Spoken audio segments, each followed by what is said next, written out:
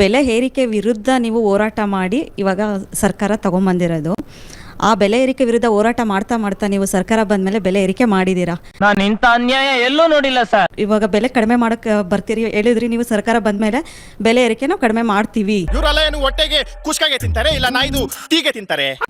ಯಾಕೆಂದ್ರೆ ಸರ್ಕಾರ ಹಿಂದೆ ಸರ್ಕಾರ ಬೆಲೆ ಏರಿಕೆ ಎಲ್ಲಾ ವಸ್ತುಗಳಲ್ಲಿ ಅಂತ ಹೇಳಿದ್ಮೇಲೆ ನಮ್ಮ ಹಣೆ ಬರ ನಿಮ್ಮನ್ನ ನಂಬಿ ನಾವು ಪೂರ್ತಿ ಮುಳುಗ್ ಹೋಗ್ಬಿಟ್ವಲ್ರಿ. ಎಲ್ಲಾ ಬೆಲೆಗಳು ಈ ತರ ಸ್ವಲ್ಪ ರಿಫ್ರೇನ್ ಮಾಡ್ತೀನಿ. ಬರೀ ಮೊಟ್ಟೆ ಅಂದ್ರೆ ಎಲ್ಲಾ ವಸ್ತುಗಳಲ್ಲಿ ಬಟ್ ಸರ್ಕಾರ ಅಧಿಕಾರಕ್ಕೆ ಬಂದಿದೆ, ನಿಮ್ಮ ಕಾಂಗ್ರೆಸ್ ಅಧಿಕಾರಕ್ಕೆ ಬಂದಿದೆ, ಬೆಲೆ ಏರಿಕೆ ವಿರುದ್ಧ ಒಂದು ದೊಡ್ಡ ಮಟ್ಟದಲ್ಲಿ ಧ್ವನಿ ಎತ್ತಿದ್ರಿ, ಅದು ಸಹಜ ಕೂಡ ಆಗಿದೆ. ಮ್ಯಾಟ್ರಿಗೆ ಬನ್ನಿ ಸರ್. ನೀವು ಬಂದ ಮೇಲೆ ಏನಾಯ್ತು? ಹಾಲಿನ ಬೆಲೆ ಏರಿಸಬೇಕು ಅಂತ ಚರ್ಚೆ ನಡೀತಾ ಇದೆ. ಕರೆಂಟ್ ಬಿಲ್ ಏನಾಗಿದೆ,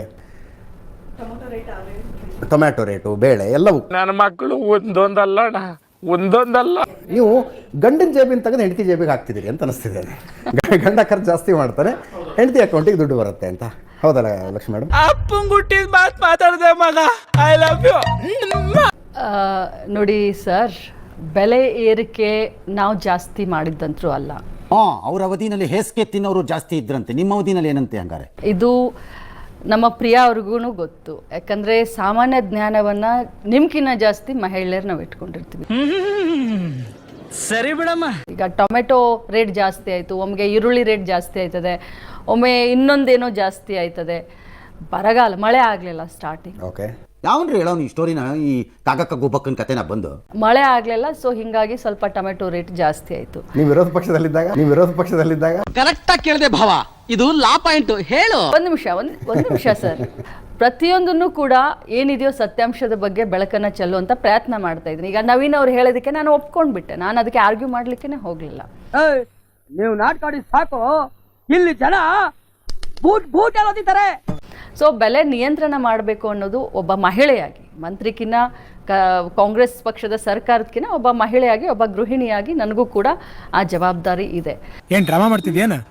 ಬಟ್ ಈ 2,000 ರೂಪಾಯಿಯನ್ನ ಏನು ಕೊಡ್ತಾ ಇದ್ದೀವಿ ನಾವು ಈ ಗೃಹಲಕ್ಷ್ಮಿ ಯೋಜನೆಗೆ, ಏನು ನಾವು ಬಿಫೋರ್ ಇಲೆಕ್ಷನ್ ನಾವೇನು ಅನೌನ್ಸ್ ಮಾಡಿದ್ವಿ, ಆಯ್ತು. ಆಮೇಲೆ ಬೆಲೆ ಏರಿಕೆಯ ನಿಯಂತ್ರಣಕ್ಕಿನ್ನೂ ಈ ಬೆಲೆ ಏರಿಕೆಯಲ್ಲಿ ನಮ್ಮಿಂದ ಏನಾದರೂ ಒಂಚೂರು ಸಹಕಾರ ಆಗಲಿ ಅಂತ.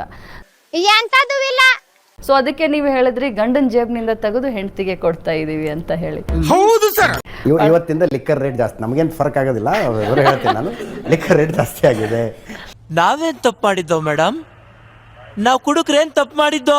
ಗಂಡ ಜಾಸ್ತಿ ಕೊಡ್ತಾನ ಎಲ್ಲೋ, ನೀವು ಹೆಂಡತಿ ಅಕೌಂಟಿಗೆ 2,000 ರೂಪಾಯಿ ದುಡ್ಡು. ನೋಡಿ, ಸರ್ಕಾರ ನಡೆಸಬೇಕು. ಯಾವ ಸರ್ಕಾರ ರೀ?